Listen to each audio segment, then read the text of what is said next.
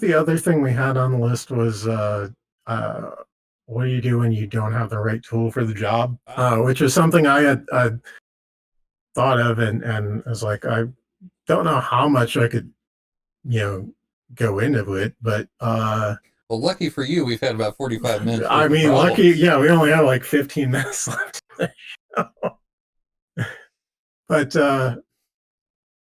so a lot of it is like it comes up in machining a lot or woodworking where uh, you have to create a jig or fixture or whatnot to hold the material in place, Hmm. or make a special tool in order to make a certain cut because what you have isn't long enough or the right shape or reach or whatever. Hmm. Uh,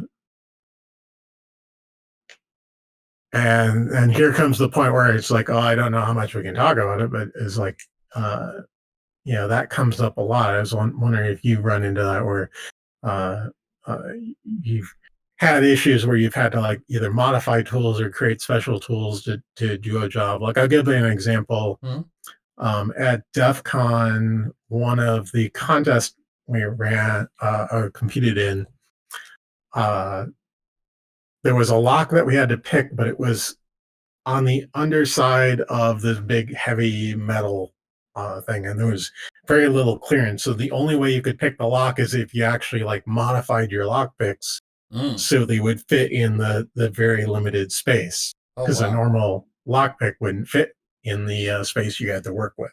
Oh, God.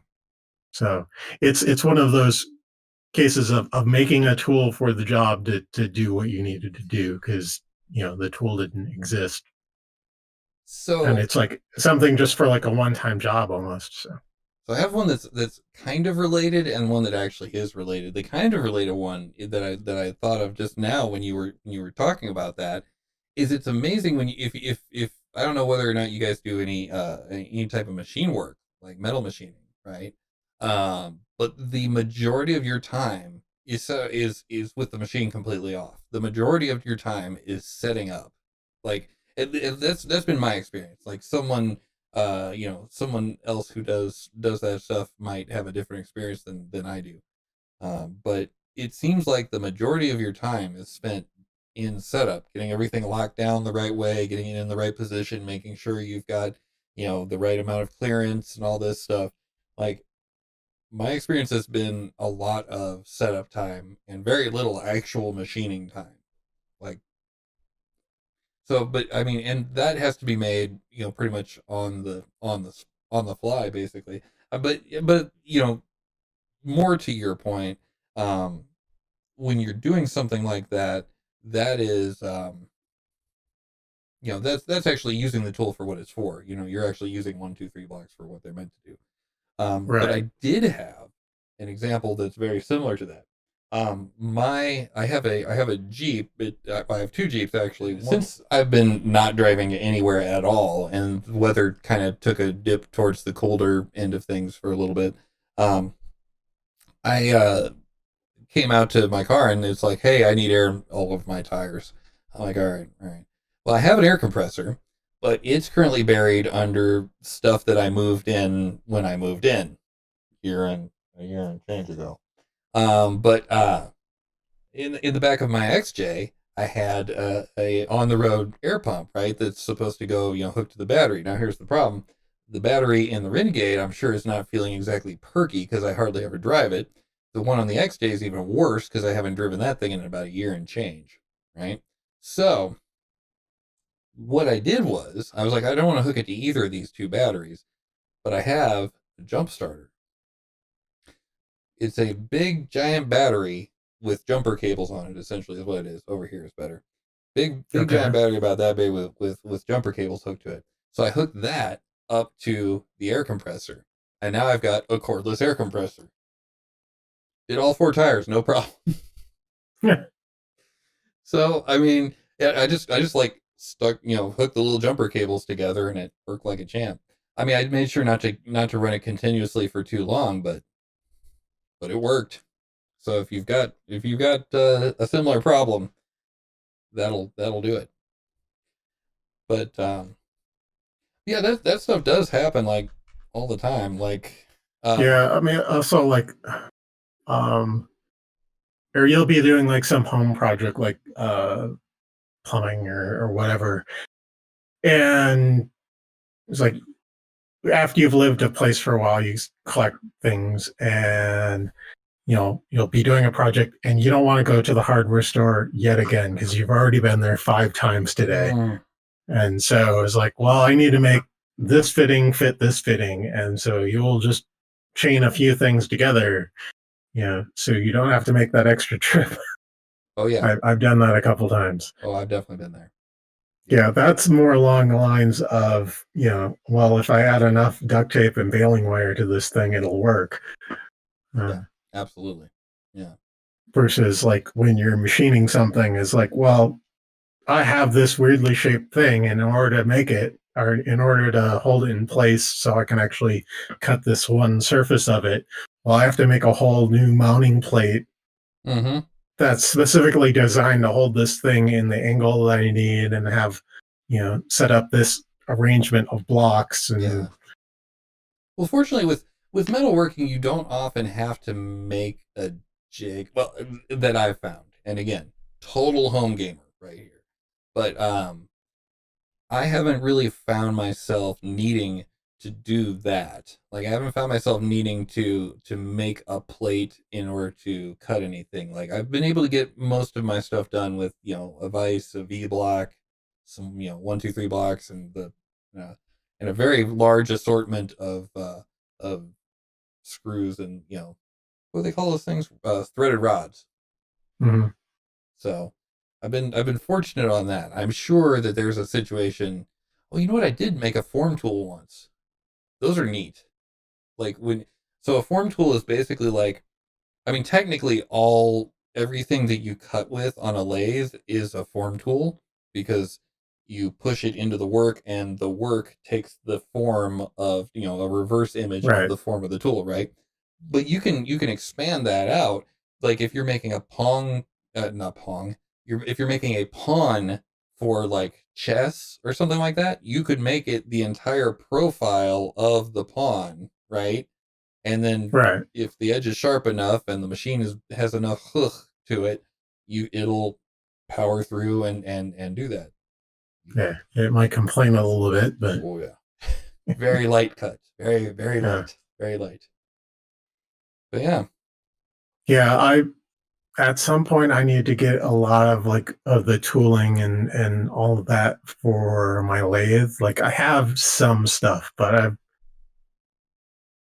not much of what I need. Like I can do some basic cuts. I can take some basic measurements, but I don't have like micrometers or mm-hmm. so my precision of measuring is what I can do with my digital calipers. I mean, at least they're not Harbor Freight calipers. They're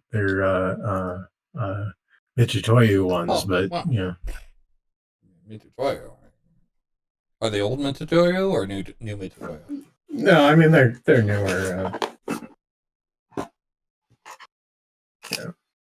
This job right here. There you go. I mean, if you're gonna go digital, that's a good one to do. Mm-hmm. I've got the Tiffany's for men right there.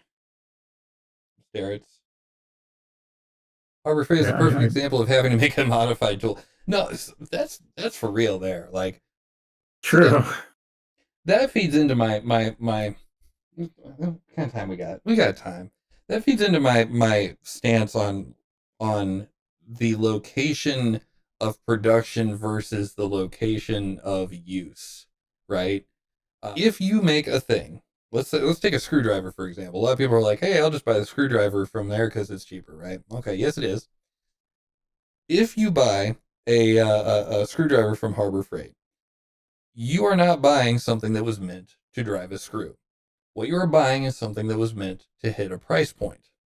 And what I mean by that is, if you go back, well, number one, buy three, absolutely, Birdie. Yeah. But what you're doing there, like the people that made that the design of that, because they all copy off of other stuff anyway.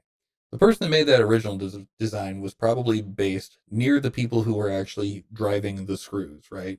And so the guy, on the floor would be like, "Hey, I just tried to use one of these screwdrivers off the line. It sucks. It's terrible. I can't, I'm always camming out the heads, and it's just garbage. I don't like it. We got to change this slightly. If we do this and we use this kind of metal, we'll make a better screwdriver and all that stuff." And welcome, StolarX. If we if we do all these things, we're gonna make a better product, and we'll be able to charge a lot for it because we have the best screwdriver in town. Now, contrast that with Harbor Freight or just about any anything of the like, Kirkland, if that happens to be your local brand. They are trying to sell that thing to produce that thing for as cheaply as possible. That's it. So they don't care if they go and scrape up the floor of the Hot Wheels factory next door and pour that into the mold, whatever, who cares? It's a screwdriver, people will buy it, and they'll throw it away, and then they'll get another one. And so that is why I tend to be a subscriber to the buy once, cry once method. If you, just pay the money for the thing and get something that's decent, and it will never let you down, probably. And if it does, then you have every right to complain. Yeah, I kind of go with the buy something that is not necessarily like really expensive initially, and then when it breaks, buy the thing that you can afford. Spend the money on getting as good as you can get on your second round. So is that to see you if you're kind going to of be learn how to use the tool with like the crappy version of it, and then when it inevitably breaks, then go get the good tool. So what does that prevent, I guess, would be the way to put it? Why not buy the good stuff first? So let's take like a soldering iron, for example. Okay. You don't know how to solder. You've never done it before, but you do need to solder something. Mm-hmm. There's no point in going out and spending like $800 on a Metcal right away. Go and buy like the cheapy handheld one, or maybe $40 on a soldering iron versus spending a lot of money on something when you don't necessarily know exactly what you need or would want when it comes to a soldering iron. Right. And get it and get to learn the tool a bit before you actually spend the money on a better tool. But then you're going to be a lot more informed when it comes to buying that better tool later on. I see what you're saying. Yeah. So basically, what you're getting at is what you don't like about the cheap version, and so you'll actually appreciate the good one. Yeah. Okay. Yeah. I mean, with like a set of screwdrivers, okay, well, It's a set of screwdrivers. I guess you could buy good screwdrivers right away, and a screwdriver is more or less a screwdriver, but. Oh yeah, yeah. Oh, absolutely. Oh, and automotive. Yeah, that's a must. Are you kidding me? Yeah. He says he works on Audis, and there's some cheap sockets for it that break, and the more expensive ones last longer and can take the torque. Absolutely. I mean, especially if you've got something that's high precision, right? You absolutely have to buy quality stuff like for torque wrenches and stuff like that. Otherwise, how are you going to know that you're tightening it down to 50 and not 60? Like how close is close enough to someone that cares about it is going to be a different number than how close is close enough to someone that's trying to hit a price point, because they don't care. But starting out where you're messing around with like socket sets, totally true.